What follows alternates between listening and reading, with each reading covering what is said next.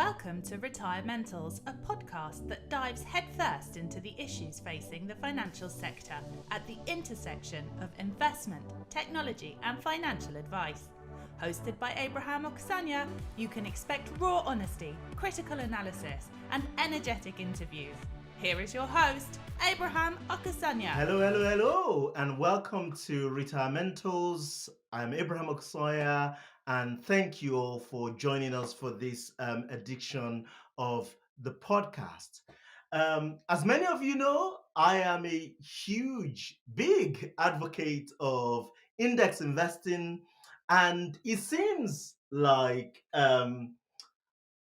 us index investors are being blamed for everything right now. I don't know. Many of you might have seen, a Twitter debate explosion, call it that. Even Elon Musk got involved in criticizing index funds. So basically, we're being blamed for the current market volatility. But it seems that's not the only thing we're being blamed for. We're also being blamed, for lack of, acceleration, in the movement towards um, a low carbon world. Decarbonization is what it's called.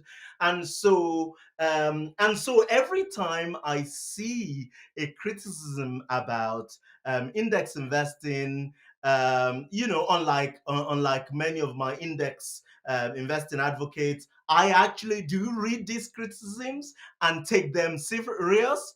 But then the little Jack Bogle inside of me, arises to fight. And so today I am really excited to have on this show Chris Hayes, who is a senior data analyst at the think tank Commonwealth and the co-author of a report, uh, the Passive Revolution. Chris, welcome to Retirementals. Hi there. Thank you for having me. So thank you for making the time to to join the show. So you've recently written a report criticizing index funds, but before, and we're going to dive into all of that. But before we do, give our audience a little bit of an introduction about yourself and about Commonwealth.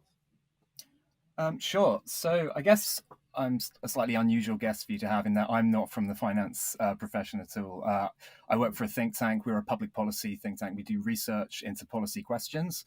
So that sort of straddles the gap between academia, politics, and journalism, or sits somewhere in between them.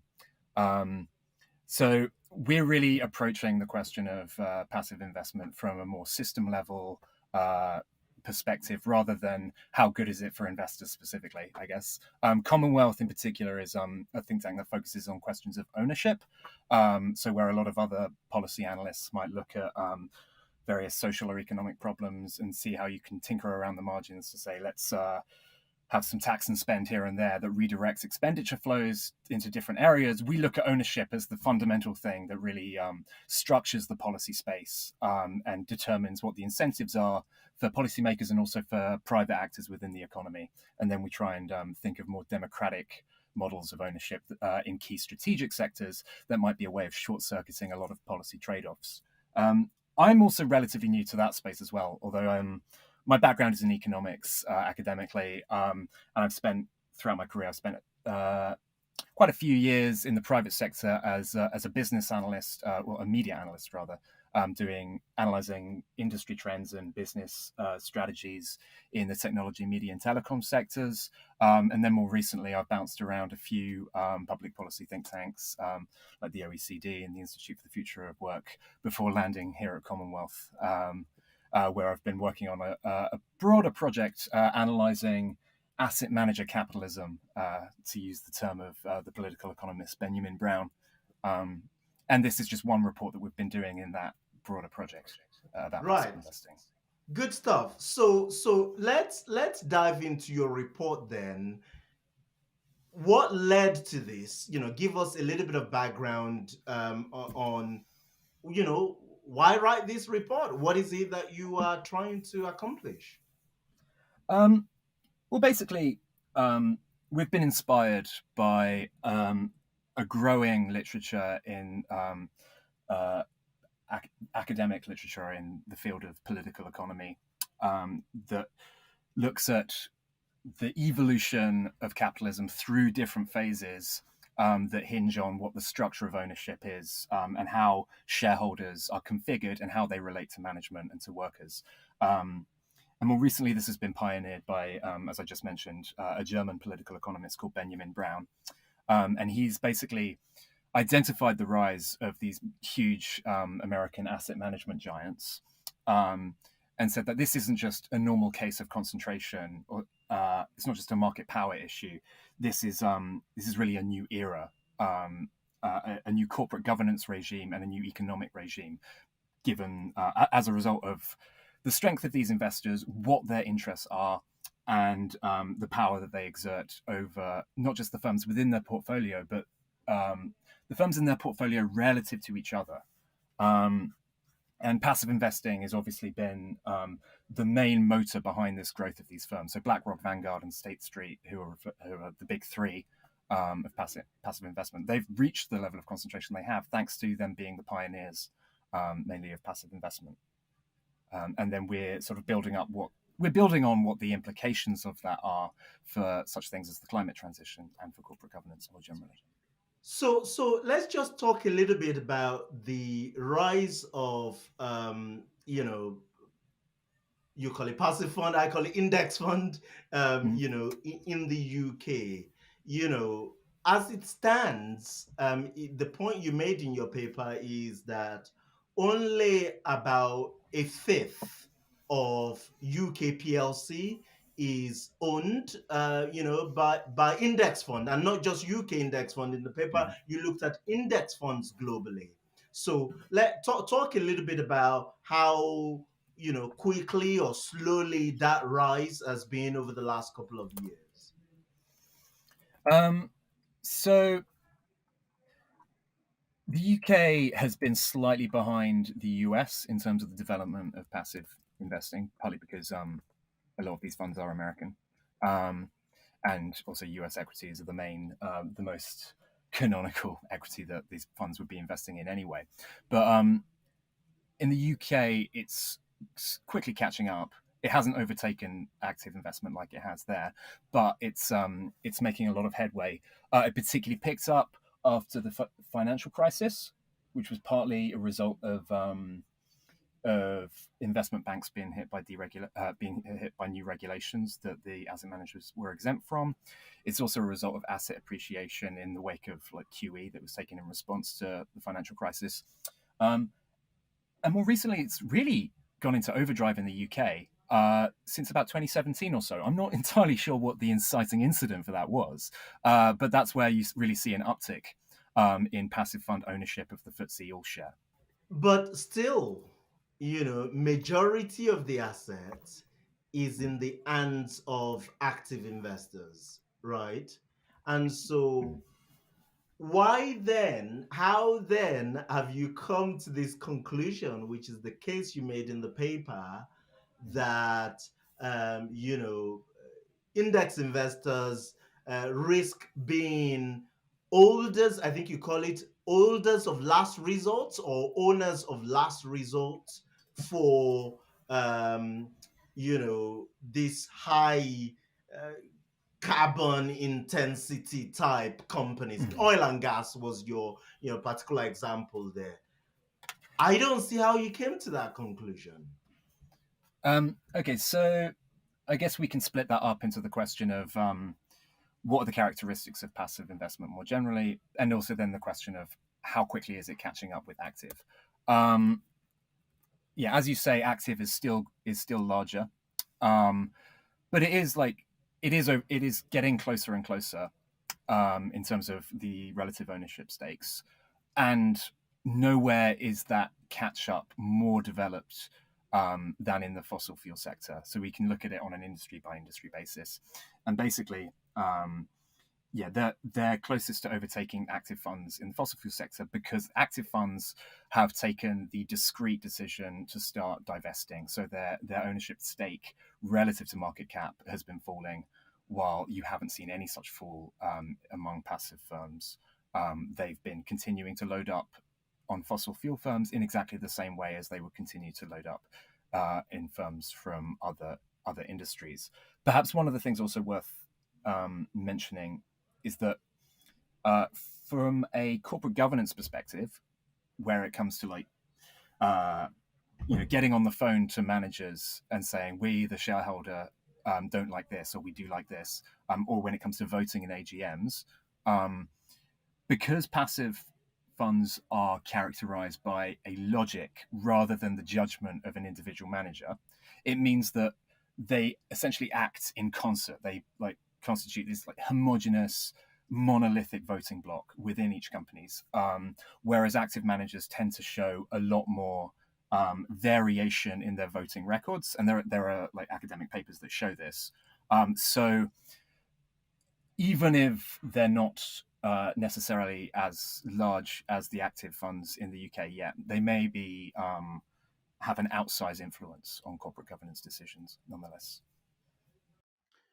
So I want to dissect that into two parts. This point you made about the proportion that active, versus index fund hold in companies. Well, in the market generally. So in the paper, you again, correct me if I am wrong.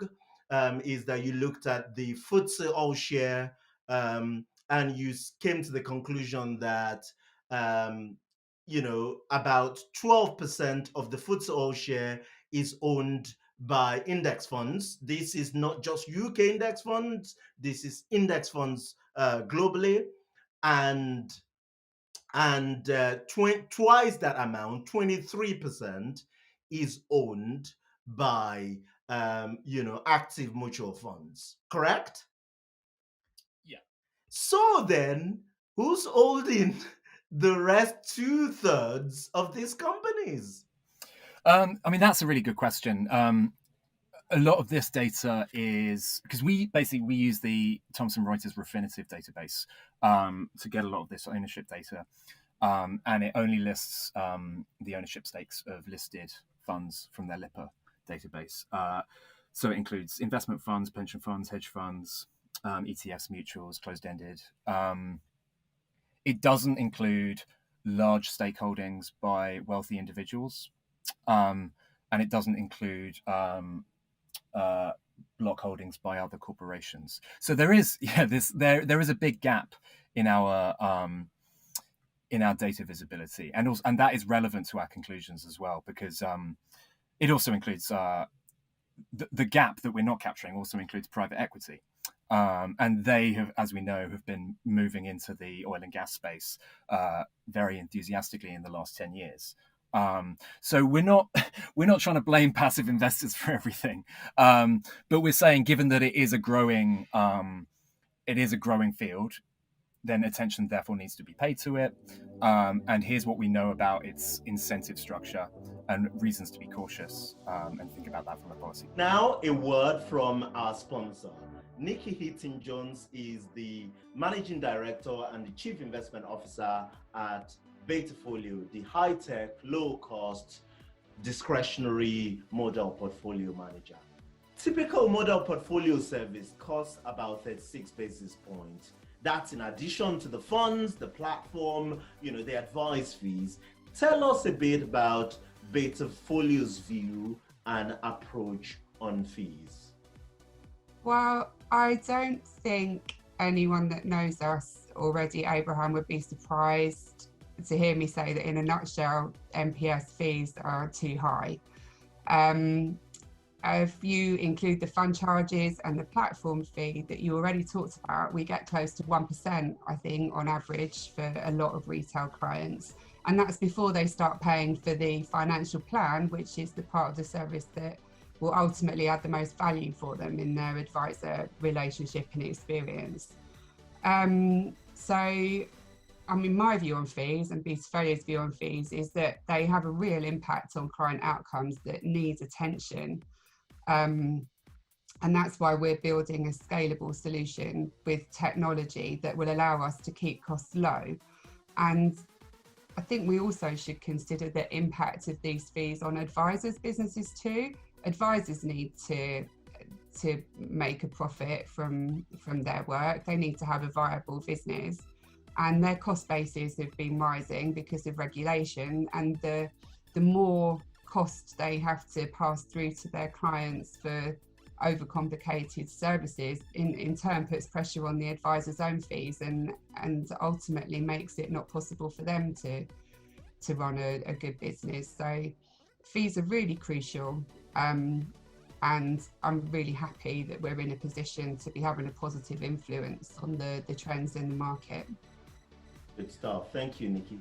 So the thing, and I think this is the biggest flaw in your paper that I found, which is to say, yeah, I was actually quite patronizing about it, Chris. On Twitter, I said, well, passive investors, index investors, only track what the rest of the market do. And so as long as you can make that case, we'll come back to a separate point about ESG, index funds that are ESG inclined and that actively screen out this type of companies. But just take it, passive investors follow what the rest of the investors do. We own 12% of the companies. Others, corporations, large sovereign wealth, private equities, they own 88 odd percent of these companies, right? If they make a move away en masse from oil and gas companies, companies polluting the planet, who aren't doing their bit for the environment, then it follows that the value of these companies will drop. There wouldn't be demand from it for them, or there'll be less demand from them, and therefore index investors would make a far less proportion of the capital markets, and therefore index investors by definition we allocate less to them. Some of them might even drop out of the index because they become smaller. So I don't get how you make that conclusion that we're going to be the owners of last resort for companies polluting the earth just because we're following what other investors do. So if I understand you correctly, one of your arguments is that you're just following the rest of the market. Am I right in thinking that the other argument of yours is that divestment in secondary equity markets is itself not enough to discourage dirty behavior by firms? Or No. Okay. I'm not making that point. No. Okay. So I guess the real issue is that it's not quite so much following the active market per se as index funds are following the index, whose construction can in many cases be quite opaque, especially when it comes to the more niche thematic ESG related indices, for example. So, I mean, maybe in the case of just like the S&P 500 or the FTSE 100, that is just determined by, that is a clean translation of what the rest of the active market is doing. But in the case of other indices, it's not. And I think that then raises another very interesting question about how much of the decision-making power regarding like capital allocation within the economy is being delegated by these passive funds to the index providers, who are themselves an opaque and very, very concentrated industry, who initially served to merely describe the market, but now have market moving implications themselves. And there's a lot of interesting stuff going on around how the margins of index inclusion, whether you're going to drop out of the index or whether you're going to enter into it, motivates a lot of very different corporate behavior on the part of those companies. So, for example, there's one Canadian oil firm that moved to Colorado specifically in order to match a few of the criteria for to be included in a corporate bond index, for example, or there are studies that find that index inclusion encourages firms to issue more bonds, to issue them in greater quantities, like larger bonds, and for them to have greater maturities. In those cases, which is largely to do with bonds rather than equities, you can see how in the fossil fuel sector that might encourage greater investment in carbon assets and like increase the risk of stranded assets and carbon lock-in. And then where was I? The rest of your question was, are they following the market? I think, there's a greater need for transparency on the part of the indices. And I think it's really threshold effects around the margins of the index that are driving a lot of that mediate the impacts of index funds on corporate behavior. And there's also a question about whether the more passive funds eat up the investment market, the more it's diluting the price signals that are being sent by the active sector. So maybe you'll reach an equilibrium point at which there's only so much more market wisdom left that the index funds can sort of harness to its own benefit. I don't know. That's a very speculative conclusion, but I guess that would be my answer to your question. Yeah, that's interesting. I mean, I guess we agree though that in the main indices, by that I mean the S&P 500, the largest index funds, right? Passive investors in the main are following what active investors do. Now, the other sort of cognitive dissonance I see in the paper is that you seem to praise or at least imply that they're doing something good, the active funds or indicate that they've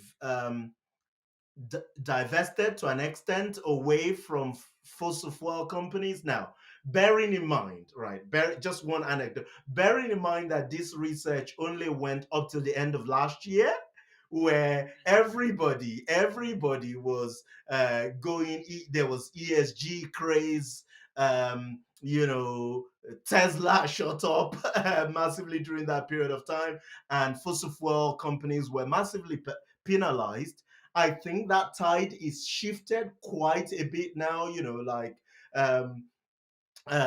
fossil fuel companies are declaring, insane amount of profits and all that stuff. So I wondered if, I guess your trend shows a downward trend, so I guess in your defense, that's right. But let's just take that point on that basis. The point I was going to make is that in the main indices, the largest index fund, we agree that for the most part, index investors are just following what active investors do, right? This issue about lack of transparency for the smaller indices, or the more, call it, the less popular indices, especially indices that, as indices that are trying to wait away from ESG indices, let's call them that, right? So there are ESG index tracking funds in major, in all major equity classes, the UK, the FTSE All Share, ESG indices, there are the same for the US. And the point you made in the paper is that you know, it's opaque, how they're making these decisions, and often the decisions are conflicting. So one index provider might say that a company has a high ESG rating and include it in the index. Another might remove it. But isn't that the nature of what active investors would do anyway? So in other words, the decision is still very much led by the manager. So I don't see why it's a problem for for index investors, but not a problem for active funds. Yeah, I think that's true in that I don't think the problems that we've identified with ESG per se are a differentiating point between passive and active funds more generally. Um, Although if ESG ratings are going to be, if it's the thing that determines index inclusion, then investors who are putting their funds in passive ETFs might then be encouraged to shop around as well, and in a way that is less opaque, because they're just seeing something that has a particular ESG rating and that has a particular return, and thinking that they're sort of getting their money in a way that satisfies their social environmental preferences as well. And there might be opacity around that, but that's not a point that we're making against passive investment per se. I think a lot of the problems that we're raising are really to do with the question of to what extent, when it comes to questions, particularly to do with decarbonisation, but also to do with larger structural social questions and political questions, how much can you really rely upon private finance to simply tilt its investment in the way that you want by trying to sort of engineer some harmonization between your social metrics and your economic metrics? Because ultimately, money talks. It's the the reason passive investing is growing is because it delivers. It's great for investors. It harnesses market wisdom and at a very low price. Part of the reason we're flagging this is we're saying here is a really compelling economic logic that is also not delivering upon the social promises that we're kind of been sold. We're being told that it might deliver. Therefore, we ultimately make the case for larger public investment to steer the carbon transition rather than sort of tilting the incentives of private investors. I think just to go back to what you were saying about passive funds following active funds, one thing I forgot to say is that intuitively that makes a lot of sense. Like the logic there it makes a lot of sense, but for whatever reason, it doesn't show in the data. So I think there has to be some sort of explanation for that.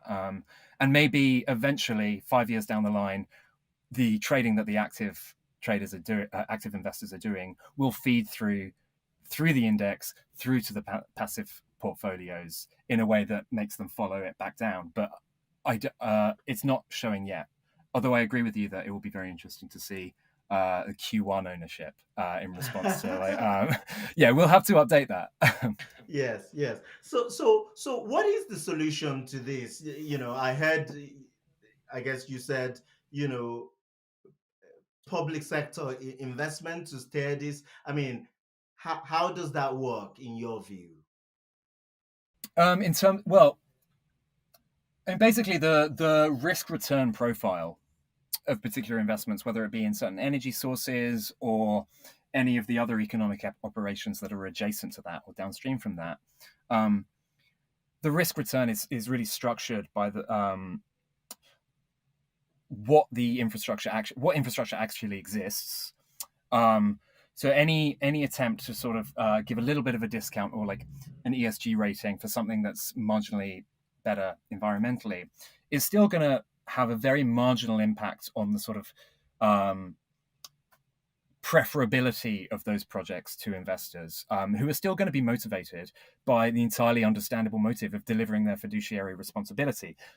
What the state is capable of doing is it's capable of using its greater risk capacity its fundamentally different risk profile in order to engage in like really big strategic projects. So, if it were to build out, I don't know, a national grid that was better electrified or something like that, that would then, the effects of that would ripple out through the risk return profile of all of the other surrounding projects that investors are then being asked to invest in. And this is a large part of not in the investment sphere, but Mariana Mazzucato, the economist, talks about the entrepreneurial state in which it's capable of basically like these game-changing interventions that I think you can't really rely at the margin on individual investors, even if it's a big investor like BlackRock, to deliver. And there are other. So Eric Lonergan and Corinne Sawyers have their book called Supercharge Me, which is about ways of securing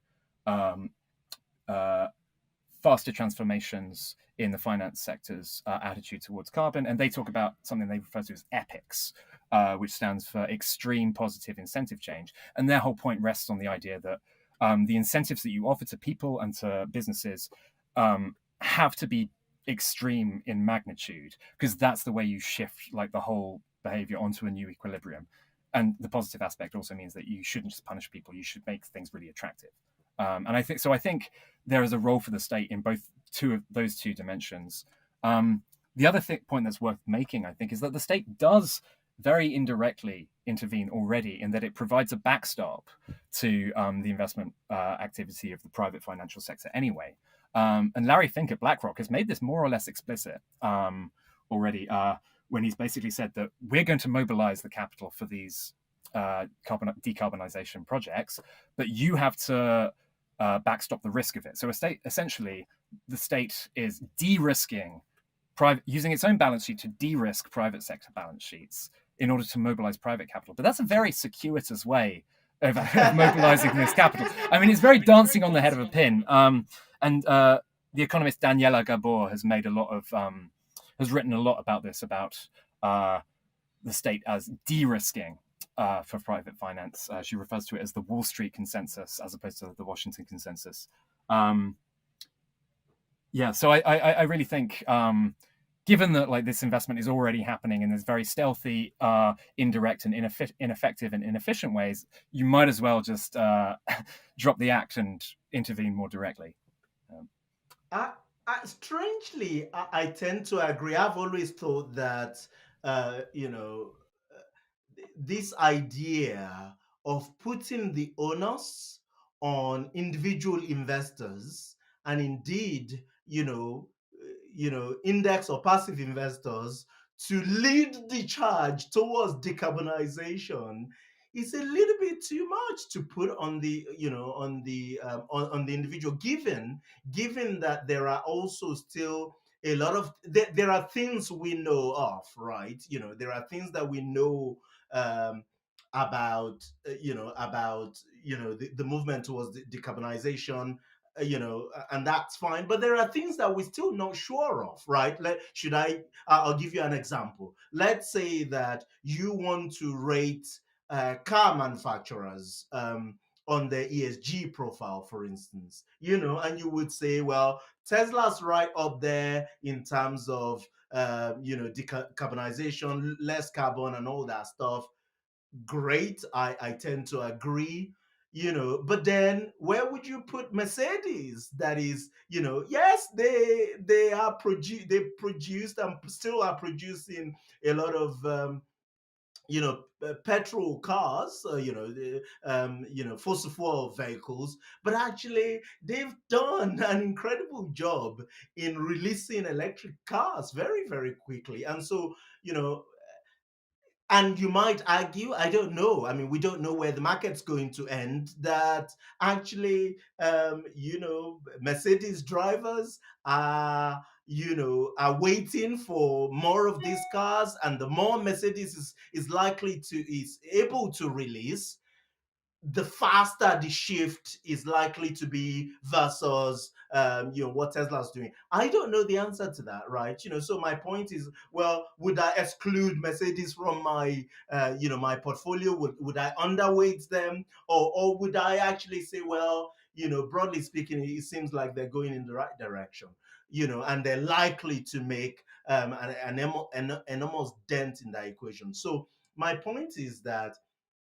there, to put all this, the onus on or a lot of the onus on the individual investors, or indeed corporations, indeed asset managers, to make these decisions on behalf of the investor is a little bit too much. So I'm glad to see some of the proposals you're making about how the state might or the state might take um,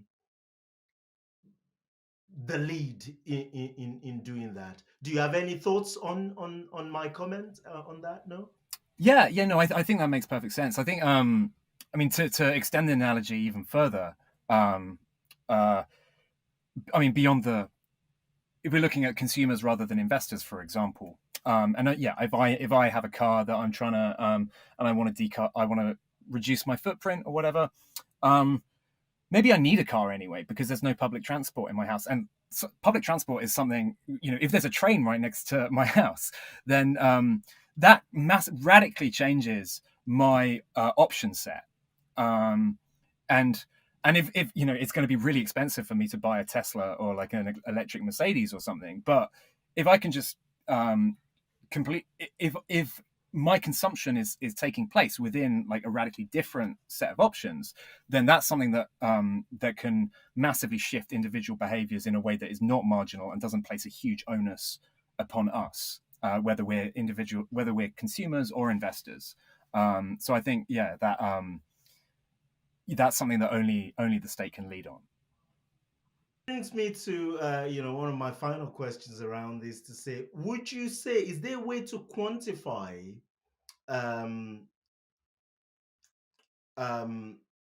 what is likely as an end investor and consumer, right?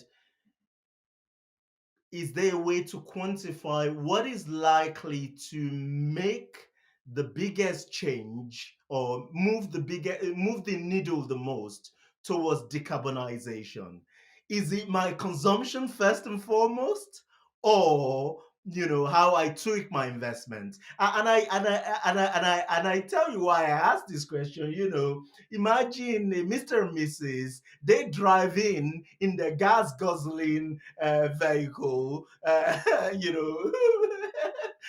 Range Rover, right? And they walk in and they say, "Can you tweak we want ESG investment. Oh, by the way, we want the return, the same return as we would have got if with our normal investment." And my approach to this question is to look out of the window to say, well, first of all, start with your consumption, move to electric vehicles or these things before you start to make this kind of changes to your investment. Now, I know it's not neither nor, right? It's not a question of this or that, but do we have a way to quantify which is likely to make the biggest impact on decarbonization? Are both of these options at the individual level? So it's investment versus consumption. Yes. Okay. Well, I mean, I don't know how to quantify that. That's beyond me. Maybe there's some academic in a lab somewhere. But it is interesting because, on the one hand, because savings and wealth are more concentrated, it means you have a smaller number of people whose actions you need to influence. So, in that sense, maybe your investment decisions are more important as at the margin. But at the same time, the chain of financial intermediation contains at every link a set of obligations and claims. So, whoever's managing your money has to be has a fiduciary responsibility to you. Where if that's your pension fund manager, then then they have to get the best returns. And you may express certain social preferences, but it's difficult to scale that across lots of people. And ultimately, if you're justifying your employability by your performance, it's going to be a hard sell to say, okay, I got a worse return, but I satisfied the subjective preferences of my clients slightly better than other managers may have done. I mean, that's part of the reason why there's a bit of a pushback against ESG within the financial community, not because it's they object to the political content so much as because it muddies the waters by the metrics against which they're supposed to be held accountable. So is the answer to that we just find a way to measure all, not just the financial returns, we find a way to measure the carbon content of your portfolio. We find a way to measure the social impact of your portfolio, and we express that as a dimension of the return, not just the financial. I mean, potentially, but the question is how many people are allocating on that basis. And when push comes to the shove, if you're in a trying economic environment, there's going to be a lot of we'd all like to imagine that we're very socially conscious in an investment, but when push comes to the shove, maybe you've just got to move your money elsewhere, and that's why I think relying upon the individual to do that is misleading and misguided, maybe. That's interesting. I was reading a book about this, about ESG generally, and one of the points they made in the book is, is ESG a luxury good, right? One that we're likely to buy and be willing to pay for, ESG investing, sorry, that we're likely to pay for, we're likely to, in quotes, sacrifice a degree of return in good times, in good market conditions, but maybe not so much, in a market downturn or in straight economic environments. Look, Chris, you've been incredibly valuable, and you've given me, and I hope our audience, a lot to think about. One final question for you. So that question, I asked it at individual client level, but suppose you're advising governments or companies around incentives, which is likely to make the biggest difference? Is it a consumption or investment? At the government level, investment, definitely. Right. Okay. At company level? Company level, it's still, well, I mean, yeah, they're doing their investment plans are what their main operations are. So I guess the non-financial corporation is going to have to lean towards greener methods of investment. But again, I think it's the government that really frames that decision set through their own investment. So like key items of energy infrastructure or general transport infrastructure is going to be what determines whether companies can invest in a way that is green or not. So you start with the biggest organizations and who the least constrained organizations, and hope that their decisions flow through to the decision sets of the other organizations. So passive investors can rest easy for now. Yeah, I guess. We'll see. If there's another downturn, we'll have to see whether their performance outperforms the active if it's a very general downturn. So who knows what's going to happen. Yeah, we'll be looking closely at that. We manage £1 billion in index index strategies for our clients. About a third of that is actually in in ESG type portfolios, which has in the recent time performed better than, I say recent time, the last couple of years, done better than the traditional diversified portfolio. But it will be interesting to see. It looks like at the time of recording, we're heading into some sort of downturn in the capital market, although I don't know if that's the case, but who knows? We'll see. Hey, Chris, thank you very much for your time. Thank you very much for your wisdom. Thank you for coming on the podcast. Thank you so much for having me. It's been a lot of fun.